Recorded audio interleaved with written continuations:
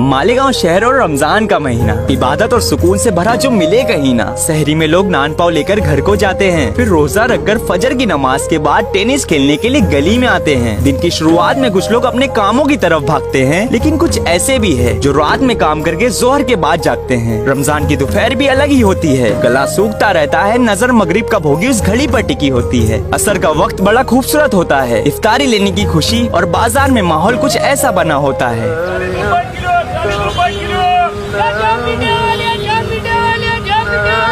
फिर इफ्तारी के लिए कोई होटल पर तो कोई पहाड़ों पर जाता है, क्योंकि इफ्तारी का मजा रूह अफ़ज़ा पीते हुए अपनों के साथ ही तो आता है। शाम के वक्त बच्चे गलियों में अपनी छोटी छोटी दुकानें लगाते हैं और घर के सभी लोग इशा के बाद तरावी को जाते हैं। रात में सड़कों पर रोशनी का अलग ही माहौल होता है। रमजान का महीना चल रहा है, इस शहर का हर रास्ता गवाही दे रहा होता है। मैं दावे से कहता हूँ, अपने मालेगांव जैसा माहौल देखा होगा कहीं ना। आप सभी को मुबारक हो रमजान का प्यारा